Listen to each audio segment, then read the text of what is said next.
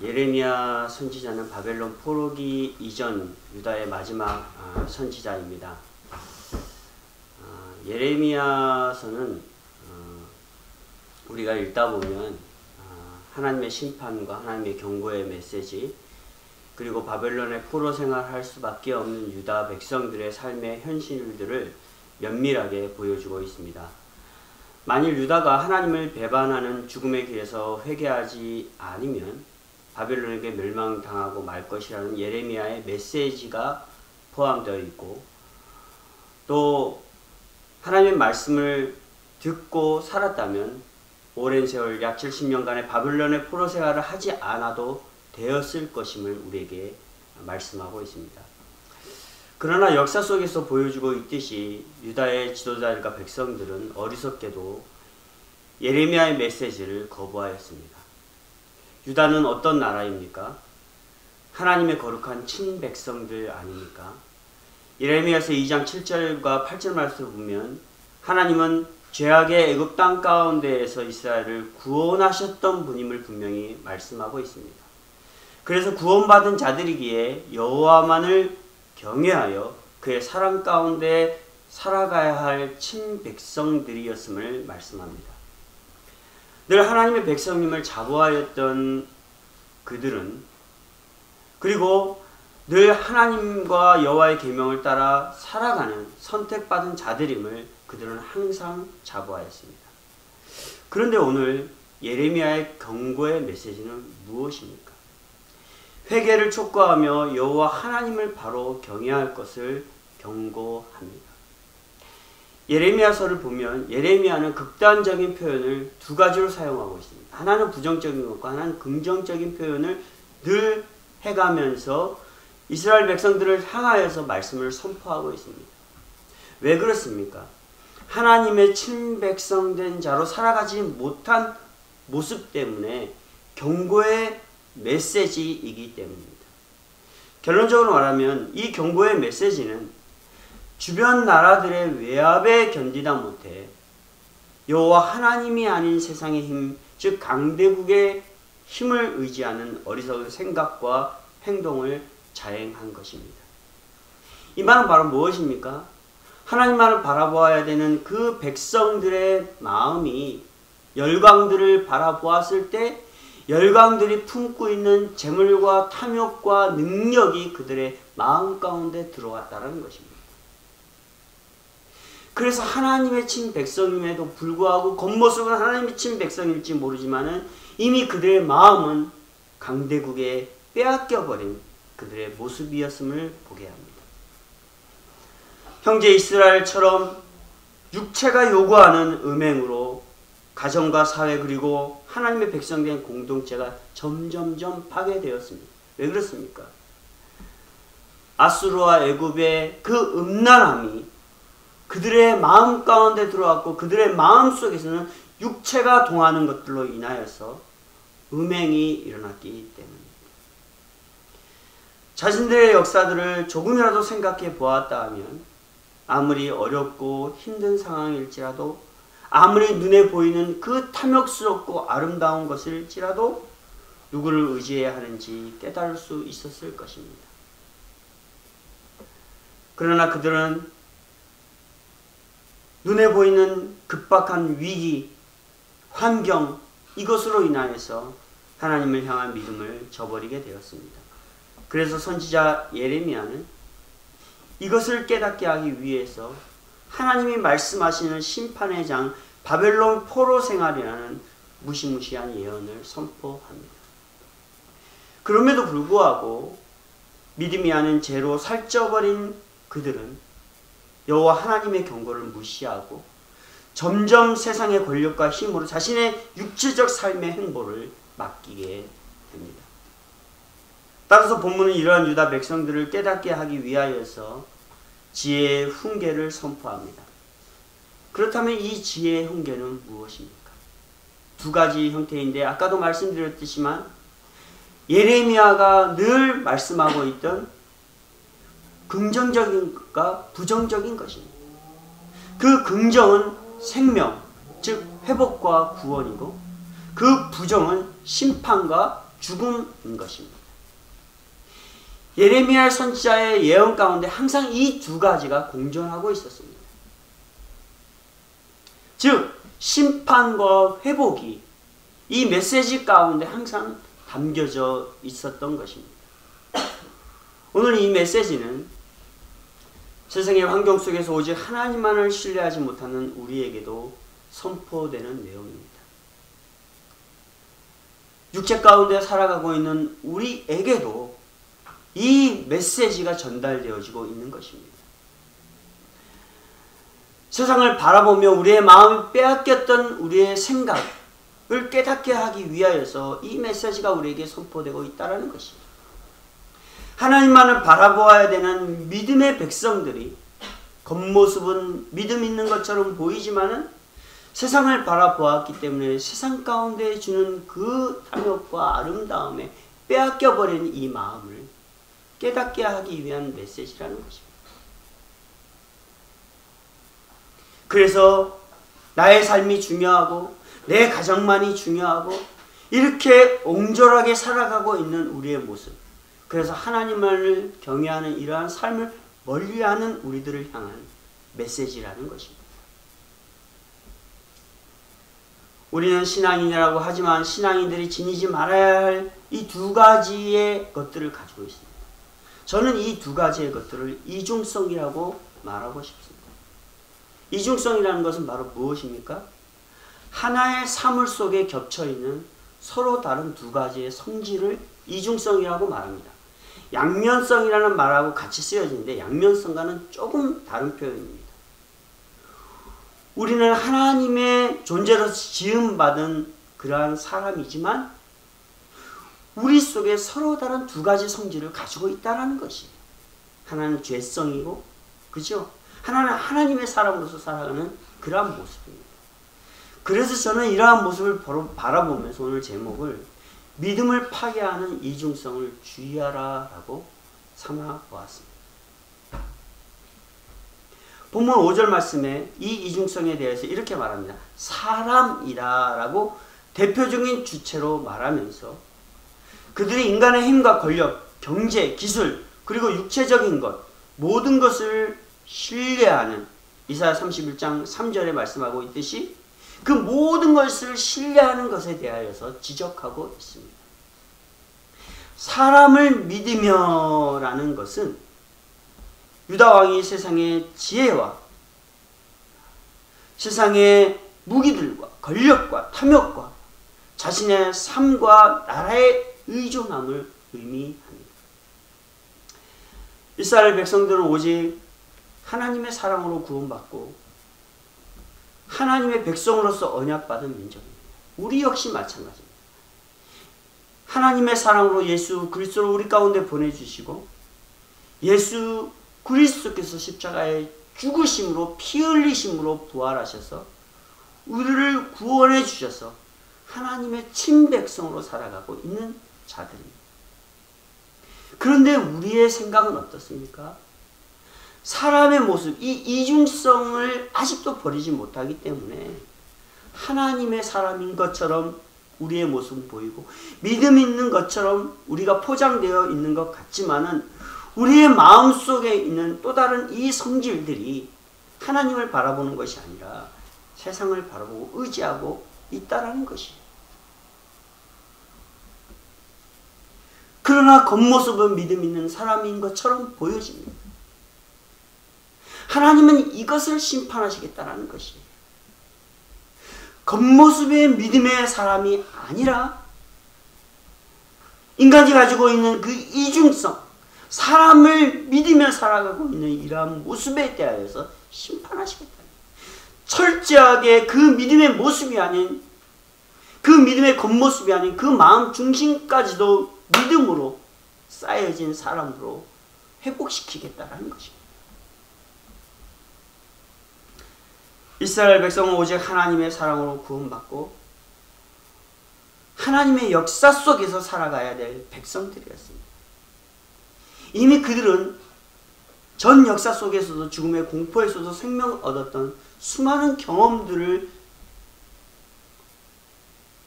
체험하였음에도 불구하고 왜 오직 여호와 하나님만을 신뢰하지 못하고 그분께 다가가지 않았을까요?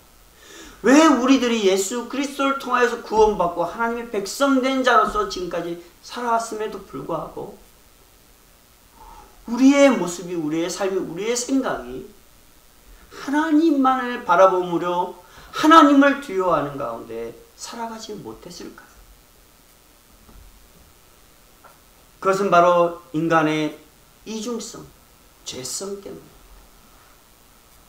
이중성은 믿음을 파괴하여 생명이냐 아니면 죽음이냐의 길에 놓이게 합니다.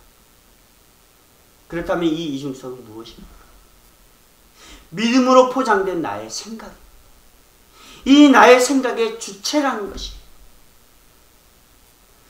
믿음으로 포장되어서 우리의 생각 속의 주체가 바로 말씀이고 하나님이어야 되는데 나의 생각, 세상의 생각이라는 것입니다. 생각과 믿음은 마음 중심에서 싹이 틉니다. 그래서 성경은 나 여호와는 심장을 살피며 라고 가르칩니다. 마음 중심을 보신다는 것이, 우리의 생각을 감찰하신다는 것이, 믿음으로 우리의 신앙이 포장된 것처럼 보이지만 나를 움직이는 마음 중심은 믿음의 생각이 아닌 세상 속에 있다라는 것입니다. 세상을 따르고 쫓고 육체적인 정욕과 탐욕 가운데 모든 생각이 포커스가 맞춰져 있다라는 것이에요. 겉모습은 목사이고 장로이고 집사이고 권사이지만 그들의 생각은 하나님이 아닌 세상에 걸쳐져 있다는 것이 이중적인 것 아니겠습니까? 나의 생각과 믿음이 부딪히는 것입니다. 여기서 생각이란 믿음의 결단을 방해하고 믿음 이전에 선행되어지는 사탄의 유혹을 말합니다. 다시 말해서 이스라엘 유다 백성들에게 뭡니까? 애굽의 종되었던 그러한 모습을 말해주고 있어요. 종되었던 죄성 가운데 있던 그러한 모습이 그들의 마음 가운데 아직도 꽉 차 있었다는 것입니다. 나의 생각이라는 것은 일단 하나님의 요구와 하나님의 목적이 주신 믿음을 배제하게 됩니다. 자기의 생각대로 행하는 사사시대처럼 말입니다.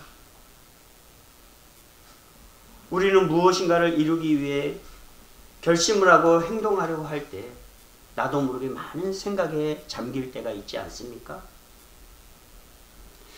무엇인가 행동을 실행하기 위해 많은 갈등에 빠질 때가 있지 않습니까? 왜 그렇습니까? 생각이 많기 때문에 그래요. 쓸데없는 생각이 많기 때문에. 이미 결론은 정해지고 이미 내가 해야 될 것은 뻔하게 정해졌음에도 불구하고 나에 대한 확신과 믿음이 없기 때문에 행동을 못하는 것이. 다시 말해서 하나님 뜻대로 하나님을 경외하면서 살아가지 못한다는 것은 겉으로만 포장된 믿음 때문이라는 것이에요. 그러니까 하나님을 절대적으로 신뢰하지 않기 때문에 하나님이 요구한 길로 살아가지 못하는 것이에요. 그 이유는 무엇일까요? 아마도 우리 눈앞에 놓인 환경이고 육체적인 것이고 정욕적인 것이고 탐욕적인 것입니다. 좋지 않은 환경은 믿음으로 해결하기 위한 행동으로 그릇된 생각들로 가득 차게 됩니다.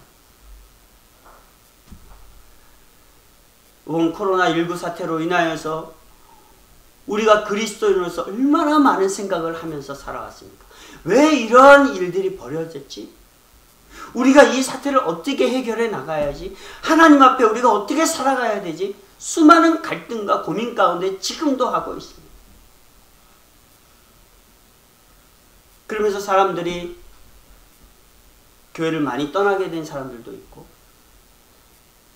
예배라는 그 예배의 자리 가운데 나오지 아니하고 하나님을 경외하는 것이 그들의 삶의 근본임을 잊어버린 채 살아가고 있는 사람들도 많이 있는 것을 보게 됩니다. 아무리 하나님을 향한 진실한 믿음이 있다 하더라도 우리의 생각은, 우리의 이중성은 그 믿음을 짓밟아버립니다. 유다 백성으로 다시 한번 돌아가 봅시다. 주변 국가들의 위협에 하나님을 믿는 백성으로 지금까지 신뢰했던 하나님을 향한 믿음을 그들은 마침내 저버립니다. 오늘 예레미야가 유다를 향하여서 말한 이 말씀 전에 우리가 쭉 읽다 보면 유다가 하나님에게 행하였던 그러한 죄악의 모습들을 수없이 열거합니다.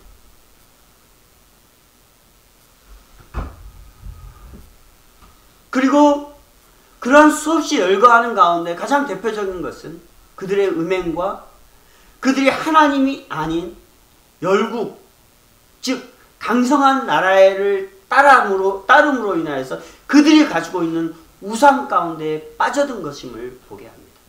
다시 말해서 그들의 생각은 하나님이 아닌 아수르일까 아니면 애굽일까 라는 이 갈등 가운데 살아왔음을 이사야 31장에 말해주고 있습니다.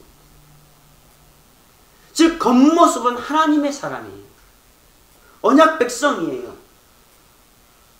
그러나 그들이 겪는 환경과 어려움과 육체적인 것들로 인하여서 그들의 생각이 변질되어 버렸습니다. 그들의 속사람이 하나님이 아닌 세상의 힘을 바라보게 되었다는 것입니다. 즉 하나님께 속한 자들임에도 인간의 이중성이 드러나서 하나님을 신뢰하기를 포기하고 말았습니다. 인간의 이 이중성의 시작은 바로 누구입니까? 저는 아담이라고 봐요.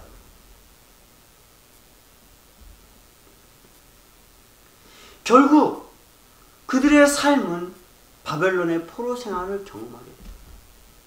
하나님의 백성으로서 선택받았고 하나님의 능력으로 출애굽을 경험했음에도 또한 하나님의 인도와 보호하심을 받으며 약속의 땅 가나안에 들어가 살면서 결코 멸망하지 아니라 라는 굳은 믿음으로 그들이 살아왔음에도 불구하고 이들이 맞이하는 이 바벨론의 포로 생활의 이 사건은 또 이스라엘의 그 멸망은 또 성전이 철저하게 파괴되는 이것은 엄청난 충격이었습니다.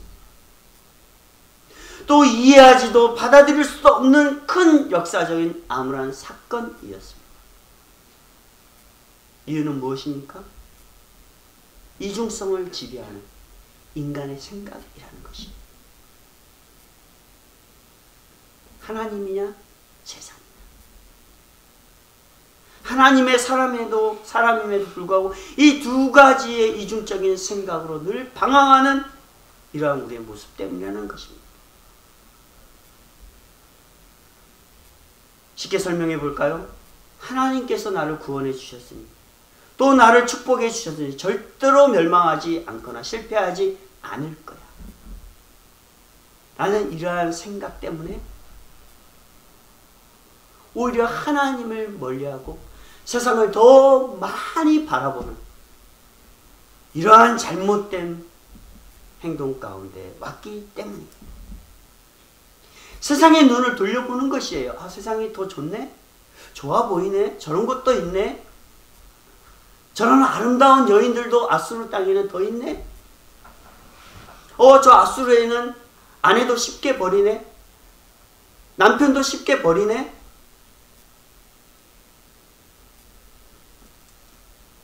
하나님이 나를 구원해 줬으니까 결코 그거 갖고 나를 벌하지 않겠지. 그러니 하나님이 들려주신 말씀을 점점 멀리합니다. 자기의 생각 속에 더 도취되어집니다. 자기의 생각이 자기의 모든 행동을 결론짓게 합니다. 우리의 삶이 더 편협해집니다. 우리가 바라보는 것이 더 편협해집니다. 하나님을 일을 해야 되는 우리의 모습들이 그냥 가정에서만 움직거리는 이러한 모습으로 제한되어 버립니다. 날만 잘 살면 되지. 우리 가정을 축복해 줬으니까 우리 애들만 잘 키우고 잘 살면 되지.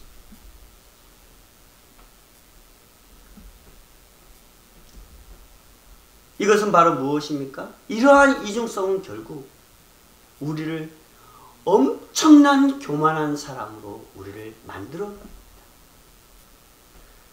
교만이라는 것은 뭐예요? 하나님보다 자기가 더 교만해지는 것이.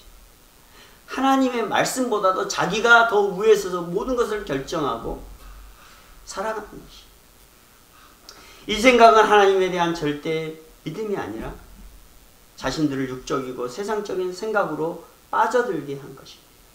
그러기에 하나님을 향하여 섬기고 헌신하는 것이 아닌 가장 기본적인 경외, 하나님을 경외하는 것을 멀리 하였습니다. 그러니 우리의 삶의 예배는 없고 믿음의 터를 세워가는 말씀이 결여되어지고 세상적인 생각, 내 중심적인 생각으로 결국 하나님의 심판 가운데 놓이게 됩니다. 분명 말씀은 우리에게 명령하고 있는 것은 인간의 이중성을 지니고 있으면 여호와 하나님의 심판으로 우리에게 보응되어진다는 사실을 분명하게 말씀해 주셨습니다.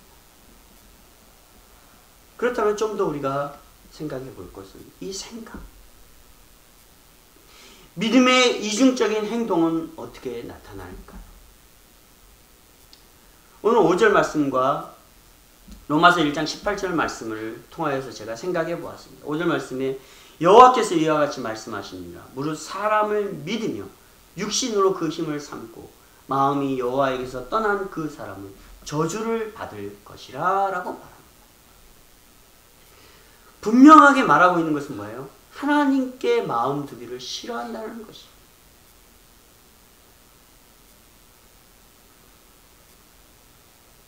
하나님께 예배하기 싫어한다는 것이. 그냥 내가 싫어서가 아니라 우리의 생각이 늘 세상을 바라보았기 때문에 그냥 예배해야 된다는 그 생각조차도 못한다는 것이. 하나님을 내가 경외하면서 살아가야 되는 하나님의 친백성이라는 이 사실 자체를 망각해 버리고 살아가는 것입니다. 그러니까 죄를 짓는 것이, 방탕하게 살아가는 것이 아무렇지 않는 것이. 우리의 잘못된 생각을 쉽게 말해 하나님을 경외하는 자리에서 멀게 한다는 것이. 즉 믿음을 잃으면 하나님을 두려워하지 못하고 자기도 모르게 예배를 멀리하여 마음을 하나님께 두기 싫어하게 됩니다. 육적인 것에 사로잡힌다는 것이에요. 누구처럼? 삼손처럼. 여인을 사랑하는 것 때문에 하나님의 사사된 자의 본분을 잠시 잃어버렸던 그의 모습처럼 그렇게 될 수밖에 없다라는 것이. 사사도 그렇게 되는 거예요. 우리 같은 연약한 자들은 어떻겠습니까? 그러면 이런 싫어하는 마음을 어떻게 우리의 삶에 나타나게 될까요? 어떻게 이러한 모습들이 우리 가운데 표현되어질까요? 잠언 6장 16절부터 19절에 보면 여호와의 미워하시는 것 곧 그 마음에 싫어하는 것이 6, 7가지니 곧 교만한 눈과 거짓된 혀와 무죄한 자의 피를 흘리는 손과 악한 계교를 꾀하는 마음과 빨리 악으로 달려가는 발과 거짓을 말하는 망령된 증인과 및 형제의 사이를 이간하는 자니라. 또한 이사야 30장 9절에 보면 대저 이는 패역한 백성이요 거짓말하는 자식이요 여호와의 법을 듣기 싫어하는 자식이라 라고 하였습니다. 그렇습니다. 우리의 이중성을 버리지 않으면 그 마음에 여호와께서 떠나게 되죠. 아니, 우리가 먼저 떠났기에 여호와가 존재하지 않는다는 것이죠. 그래서 우리는 어떻게 해요? 교만해지는 것이. 우리의 입으로 늘상 거짓을 말하는 것이에요. 우리의 손과 발로 남을 해하는 것이, 남이 잘못돼도 상관없어요. 나만 잘 되면 돼요. 나를 축복하시는 하나님이었으니까. 악한 마음으로 형제와 성도를 이간하는 것으로 나타나게 된다라고 말하고 있습니다. 그러니 우리 교회가, 오늘날의 교회가 얼마나 이러한 일들로 다툼이 일어나고 싸우고, 이스라엘의 미혹된 강팍함으로 마음이 강팍하게 되었고, 이스라엘 과거에 보면 결국 애굽을 인도하였던 지도자 모세까지도 원망하고, 또 구원자요 하나님을 시험하고 대적하는 행동까지도 자행하는 그런 백성이 아니었습니다. 그러나 그들의 결말은 뭐였어요? 하나님의 심판이었습니다. 죽음이었습니다. 멸망이었습니다. 코로나 시대를 살아가는 우리의 모습 속에서 왜 이렇게 무거운 말씀, 예레미야 선지자의 이 무거운 말씀을 여러분들에게 전할까? 라고 반문하시는 성도님도 계실 줄 압니다. 그러나 너무나도 화려한 시대 가운데 살아오면서 우리가 계획하지 못한 이 코로나 시대를 겪으면서 우리의 믿음을 점검할 수 있는 시간이기 때문에, 정말 우리가 믿음 가운데 포장되어지고 그 마음도 믿음으로 자리 잡혀 있어서 하나님을 신뢰하며 살아가고 있는지를 바라볼 수 있는 시간이기 때문입니다. 그렇지 않다라면 이 말씀을 통하여서 우리가 하나님 앞에 회개하고 돌아가면 돼요. 그러기 위해서 이 말씀을 여러분들에게 증거하고 있는 것입니다. 코로나 시대를 향한 어느 목회자께서 이러한 기도문을 올린 것을 제가 오늘 인용해서 여러분들에게 읽어드리겠습니다. 하나님 아버지, 우리가 얼마나 서로 거짓과 막말들을 했으면 주둥이를 마스크로 다 틀어막고 살라고 하십니까? 하나님 아버지, 우리가 얼마나 서로 미워하며 싸움박질하고 시기하고 질투하며 사랑을 잃어버렸으면 모두가 거리두기를 하며 살라고 하십니까? 하나님 아버지, 우리가 얼마나 죄를 짓고 더러운 손으로 나쁜 짓을 했으며 어디 가나 소독제로 닦고 흐르는 물로 비누로 깨끗이 또 깨끗이 씻으라고 하십니까? 하나님 아버지, 우리가 얼마나 핏대를 세워 서로가 열내거나 열받기에 가는 곳마다 체온기나 열화상 카메라로 체온을 재도록 하십니까? 하나님 아버지, 우리가 얼마나 하나님 없이 형식적인 예배를 드렸으면 성도들끼리 얼굴도 못 보고 듣도 보도 못한 비대면 예배를 드리라고 하십니다. 하나님 아버지, 우리가 얼마나 주의 교회를 좌파 우파, 장로파 목사파, 쪽파 양파로 나뉘었으면 세상에서 혐오 집단으로 다 만드십니까? 전지전능하신 하나님 아버지께 간절히 비온다니, 이제 제발 그만 노를 푸시고 이 백성과 교회를 긍휼히 여기사 코로나를 퇴치해 주시고 잘못을 저지른 모든 인간들이 회개하고 치유받고 하나님과 가까워지고 성도들끼리 화목하고 이웃을 내 몸같이 돌아보는 삶을 살게 하옵소서. 이대로 살다가 팽 돌아버리겠습니다. 주 예수 그리스도의 이름으로 간절히 기도드립니다. 아멘. 이런 기도문의 글을 제가 읽어보았습니다. 정말 이대로 살다가 팽 돌아버리겠습니다. 저도. 마스크를 잠시 쓰고 뭘 하다 보면 얼마나 답답한지. 어제 한 목사님과도 만났는데, 나중에 시간 되면 식사합시다라고 했더니, 아직은 뭐 때가 아니니까. 사람 만나기도 이렇게 힘든 시대 가운데 우리가 살고 있습니다.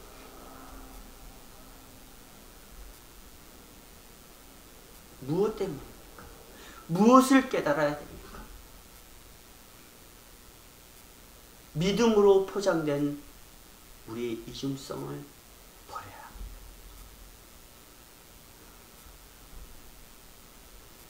하나님의 친백성인 것처럼 보이지만 우리의 마음은 하나님과 조금만 거리두기를 원했던 우리의 마음, 우리의 생각. 성도들과 화목하기보다는 성도들 서로 이용하고 살아왔던 우리의 모습들. 내 이웃과 내 이웃을 내 몸같이 사랑하고 돌보라고 하신 이 말씀을 앞에 실천하지 못하고 내 이웃의 것을 더 움켜쥐고 갈취하는 이러한 모습들.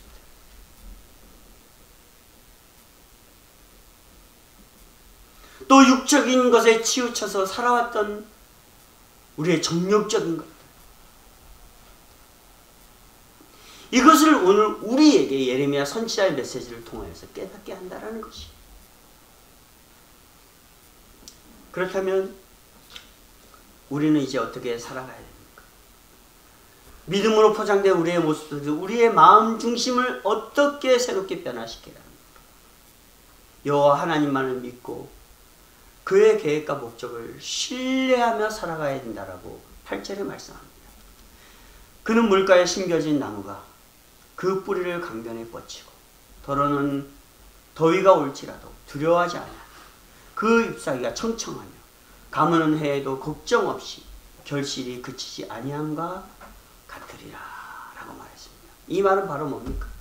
7절 말씀에 여호와를 의지할 때 가능하다라는 것입니다. 이것이 하나님께서 우리를 통하여서 계획하신 목적이라는 것입니다. 어떠한 것이 올지라도 견고하여져서 흔들리지 아니하고 넘어지지 아니하고, 어떠한 두려움에도 흔들리지 아니하는 강변에 깊이 뿌리내는 그 나무와 같이 우리를 사용하시겠다라는 것이 하나님의 계획입니다.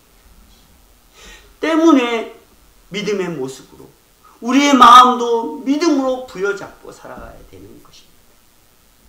예를 들어 보겠습니다.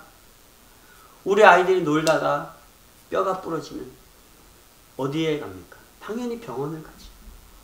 골절 전문 정형외과를 가게 됩니다. 그 아이들이 아프다고 울고 소리칠 때 엄마들은 됐어 의사한테 가지마 라고 할까요? 골절된 아이를 둘러매고 의사에게 맡겨버립니다. 의사가 아이의 골절된 팔이나 다리를 어떻게 해요? 먼저 맞춰야 되니까 맞지도 안 합니다. 비틀어 버립니다. 정확히 맞춰야 돼요. 비틀고 잡아당기고 합니다. 얼마나 아프겠어요. 난리 납니다. 식은땀이 납니다. 울고 자지러집니다. 그렇게 고통스러워하는 아이를 보고 부모들이 의사에게 다가가서 하지 마세요 라고 하는 부모가 있겠습니까? 없겠습니까? 아무도 없습니다. 왜 그렇죠? 의사를 신뢰하기 때문에. 아니, 의사가 행하는 그 의료 행위의 결과를 이미 알고 있기 때문이에요. 의사가 만져서 비틀고 딱 기부스를 하면 딱 회복되어서 건강한 모습으로 변화되기 때문인 것을 알기 때문이죠. 그렇습니다.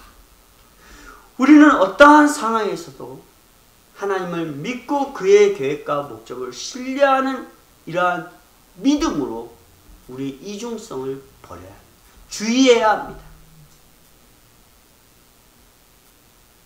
우리의 이중성의 생각보다도 하나님을 신뢰하고 하나님의 그 목적을 더 믿고 나아가야 됩니다. 그러면 어떻게 해요? 우리의 이중성을 짓눌러 버릴 수 있어요. 주의할 수 있어요. 없애버릴 수는 없어요. 하나님 예수 그리스도께서 다시 오셔서 우리를 완전한 구원체로 만들지 전까지는 우리는 연약한 존재이기 때문에 완전히 사라질 수 없어요. 그것을 억누를 수 있어요. 그때마다 버릴 수 있습니다. 포기할 수 있습니다. 그래서 우리는 어떻게 해야 됩니까? 하나님께 예배하고. 여기서 경외한다라고 하는 것은 예배의 전체를 말해줍니다. 예배 전체는 뭡니까? 하나님을 만나고 그와 기도하고 그에게 찬양하고 그가 증거하신 그 말씀을 듣고 순종하기를 결단하는 것 아니겠습니까?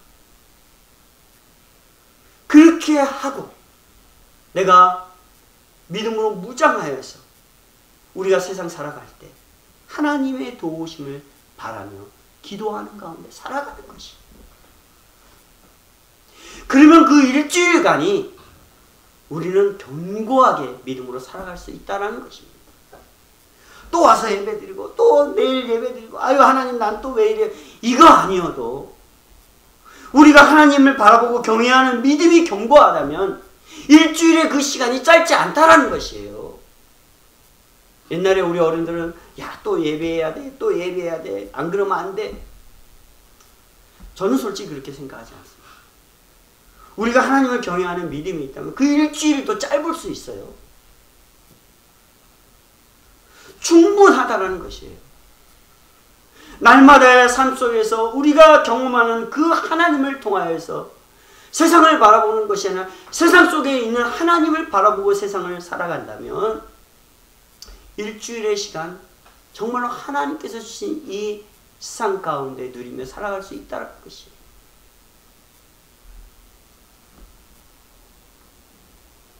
어떻게 해야 됩니까? 마음과 목숨을 다하여 하나님을 경외하는 이러한 마음 가운데 살아가요. 내 생각이 세상을 지배하도록 하는 것이 아니라 내 생각이 내가 정말로 하나님을 경외함으로 살아가야 되겠다 라는 것으로 지배함으로 내가 일하고 내가 공부할 때 더 많은 것들을 하나님께서 보여주신다는 것이에요. 세상 가운데 내가 해야 될 일들. 그러면서 하나님께서는 그 해야 될 일들을 통해서 나에게 능력도 주신다는 것이에요. 돈도 주시고 권력도 주시고 나를 위해서가 아니라 하나님을 경외할 수 있는 수단으로 주신다는 것이에요. 저는 그거 확신합니다. 어떻게 할 때? 하나님을 위하여서 목숨을 다하고 하나님만을 경외하기를 내가 결단하고 내가 행동하고 살아갈 때 가능하다라는 것입니다. 저희 주사랑교회 아주 연약합니다. 성도님들, 우리 성도님들 어디서 무엇을 하고 있는지 저는 잘 모르겠습니다. 예배를 잘 참여하신지 모르겠습니다. 그러나 하나님께서는 우리 교회를 통해서 선교도 할 수 있게 해주셨어요. 비록 큰 교회들이 볼 때 큰 돈이 아닐 수도 있습니다. 그러나 부족한 우리의 모습 속에서는 하나님 앞에 정말로 마음을 다하고 목숨을 다하는 마음으로 하나님 앞에 선교하고 또 이렇게 복음을 전합니다. 그래서 지난 부활절에 여러분이 드린 1,700불의 헌금을 그대로 다 선교 헌금으로 하게 되었습니다. 어떤 분에게 말씀을 했는데 그걸 어떻게 그렇게 했냐라고, 누가 헌금을 하는 사람인데 그렇게 했냐라고 저에게 말을 하더라고요. 누가 하든지 안 하든지 간에 마음을 다하고 목숨을 다하여 하나님을 경외하는 마음으로 살아갔을 때 가능할 수 있었다라는 것이. 로마서 8장 29절에 그 아들의 형상을 본받게 하기 위하여 라는 말씀으로 우리를 연단과 인내의 삶을 요구한다라고 말씀하고 있습니다. 이 연단과 이 인내가 있을지라도 하나님을 바라보고 하나님을 경외하면 어떻게 해요? 아들의 형상을 담게 하신다는 것입니다. 정말로 믿음의 사람으로 완전체로 우리를 하나님께서 만들어 주신다는 것이에요. 현재의 고난 장차 나타날 영광과 좋게 비교할 수 없다는 바울의 고백처럼, 그래서 그가 온전히 하나님을 신뢰하여 자신의 삶과 생명까지 드림으로 하나님께서 바울을 통하여 계획하신 목적인 복음의 선포와 교회를 세우는 일들을 성취하신 것을 우리는 기억하게 됩니다. 그렇습니다. 유다가 처한 현실의 고통과 위협은 유다를 향한 하나님의 목적이 있었을 것입니다. 그럼 그것이 바벨론의 포로 생활로 오는 죽음과 처참한 삶이었을까요? 아니면 유다에게는 고통과 위협이 어쩔 수 없는 선택이었다라고 유다 백성들을 핑계할 수 있을까요? 그것은 절대 아닙니다. 가나안의 축복을 허락하시고 하나님의 거룩한 백성으로 삼으신 것은 남에게 종살이하거나 고통을 당하는 것이 절대 아니었습니다. 그러한 삶 속에서 믿음으로 이기고 하나님만을 경외함으로 더 큰 하나님의 백성이 되기를 하나님께서는 계획하시는 것이었습니다. 그러나 이러한 하나님의 목적과 계획을 알지 못하였던 유다 백성들은 크신 하나님을 바라본 것이 아니라 눈에 보이는 아름다움과 눈에 보이는 힘과 우리에게 주는 달콤함에 사로잡혀 마음을 빼앗겨 버렸습니다. 제가 어제 TV를 봤는데 한 연예인이 다이어트를 한다고 다이어트 프로그램을 짜고 막 하더라고요. 근데 잘 안 빠진다고 막 핑계를 대고. 왜 그런지 아십니까? 전 다이어트 한 사람들 성공했다고 하지만 또 요요 현상 때문에 실패했다는 사람들 대부분 많이 봤습니다. 왜 그럴까요, 여러분? 한번 생각해 보세요. 왜 그럴까요? 이미 그 입, 맛을 결정하는 우리의 입이 맛있는 것들을 경험했기 때문이에요. 우리의 이 이중성이 그것을 포기하지 못합니다. 절대로 포기 못합니다. 좋은 것을 체험하고 쾌락을 체험하고 더 많은 것을 가지면 그것을 절대로 잊어버리지 않습니다. 우리 어르신들하고 얘기해 보세요. 여기 있는 사람들하고 많이 이렇게 저도 만나서 얘기하고 내가 옛날에는 어쨌는데 옛날에는 내가 뭐 어쨌는데 다 이런 말을 많이 하죠. 절대 그 옛날의 부귀와 영광과 그 달콤함을 사람은 절대 잊어버리지 않습니다. 그러니까요, 다이어트 한다는 거 힘든 거예요. 그러니까 안 먹고 굶고 하려고 하지 마시고 잘 드시고 열심히 운동하고 조절하시면서 하는 게 훨씬 낫습니다. 마찬가지입니다. 하나님의 목적과 계획을 알지 못하면 하나님의 이 더 세상보다 더 아름다움과 더 광대한 이 하나님의 큰 꿈들을 우리가 알지 못하면 세상의 달콤함에 빠져 그것을 바라보지 못한다는 것이 이미 맛보았기 때문에 우리의 생각 속에서는 그게 각인되어 있어요. 때문에 우리가 해야 될 것은 마음을 다하고 목숨을 다하고 여호와를 경외하는 삶, 예배하는 삶이 우리에게 계속 되어져야 됩니다. 왜? 그것을 짓눌러야 되기 때문에. 그것을 주의해야 되기 때문에. 유다는 육체의 음행으로 가득 차 있었고 산에 세워진 산당과 우상들이 하나님을 향한 믿음을 파괴하였습니다. 결국 하나님께서 계획하신 목적을 깨닫고 알게 하기 위해서 하나님은 죄로 골절된 생각을 비틀어버리고 잡아당기는 이러한 고통을 느끼게 하였다는 것이 무엇을 통해서? 바벨론의 포로 생활 가운데.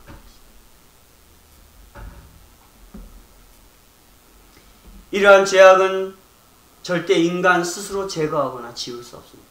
오늘 본문 17장 1절에 보면 유다의 죄는 금강석 끝 철필로 기록되되 그들의 마음판에 그들의 제단불에 새겨졌거늘 라고 말하고 있습니다. 이 말은 바로 무엇입니까? 금강석 철필로 쓰였다라는 것은 유다의 죄가 결코 지워지지 않는다는 것이에요. 하나님께서 용서하지 않으면 스스로 그 죄악을 지울 수 없다는 것이에요. 그러니까 하나님께서는 어떻게 해요? 그들을 심판하셨던 것입니다. 사랑하는 성도 여러분, 우리의 이러한 모습이 하나님의 심판이라고 생각하십니까? 코로나 이 사태가 그렇게 생각하십니까? 저는 심판의 심판도 다다르지 않았다고 생각합니다. 그렇지 않으면 이 사태를 통하여서 우리가 유다 백성들보다도 더 빨리 깨달아서 하나님만을 경외하는 믿음으로 생각으로 돌아올 수 있는 여러분들이 되시기를 바랍니다. 사랑하는 성도 여러분, 왜 사막에는 나무가 자랄 수 없을까요? 그것은 뿌리를 자라게 하고 뻗치게 하는 충분한 물이 없기 때문입니다. 여호와의 말씀이 없기 때문입니다. 그러니 여호와를 경외할 수 있는 것조차 환경이 되지 않는 것이에요. 믿음의 행위보다 앞서는 우리의 잘못된 생각은 말씀처럼 늘 광야에 세워진 나무와 같습니다. 겉모습이 믿음인 것처럼 보이지만은 그 안에 숨겨지는 하나님의 물과 같은 말씀이 없기에 그 뿌리는 자라고 해야 되는데 그렇게 하지 못한다라는 것이. 결국 그 나무는 오늘 성경에 있는 말씀처럼 마르고 죽을 것이며 아니 사막의 삶에 적응이 되어서 떨기 나무처럼 자라게 될 것이다 라고 말하고 있습니다. 세상에 적응이 되어진 것이. 그러나 오직 주를 믿고 신뢰하면 오늘 말씀 보면 강변에 심기운 나무처럼 가뭄에도 걱정 없이 잘 자라 많은 결실을 즉 우리의 이중성이 요구하는 육체의 정욕 그리고 환경의 어려움도 오직 여호와를 의지하여 그 법도를 따라 살아가게 되는 것입니다. 눈에 보이는 걱정과 근심의 생각이 사라지고 하나님을 경외하는 하나님을 목도하는 그래서 하나님의 말씀을 의지하여 세상을 향하여서 달려가는 이러한 삶을 사는 것입니다. 이것은 바로 뭡니까? 하나님의 계획. 우리들을 향한 하나님의 계획. 하나님의 그 계획 속에 이렇게 살아가는 우리들을 통하여서 하나님께서는 목적을 가지고 계시는데 이 땅을 통하여서 하나님의 구속사역을 이루어가는 것입니다. 그래서 예레미야 선지자는 10절 말씀에 나 여호와는 심장을 살피며 폐부를 시험하고 각각 그 행위와 그 행실대로 보응하니라 라고 말하고 있습니다. 그 중심의 생각이 무엇이고 그 생각으로 어떻게 행동하냐에 따라 하나님께서는 보응하신다라는 것입니다. 하나님의 뜻을 분명하게 우리에게 전달하고 있습니다. 우리의 이중성을 제거합시다.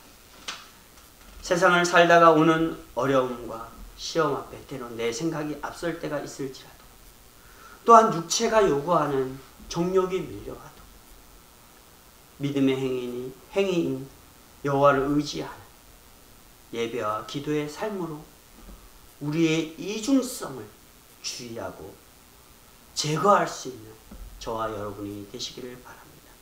그래서 그 행위와 행실을 보시고 우리의 삶에 피를 채우시고 또 우리를 통하여서 약속하시는 그 하나님의 거룩한 복을 받아 누릴 수 있는 저와 여러분들이 되시기를 주님의 이름으로 부탁을 드립니다.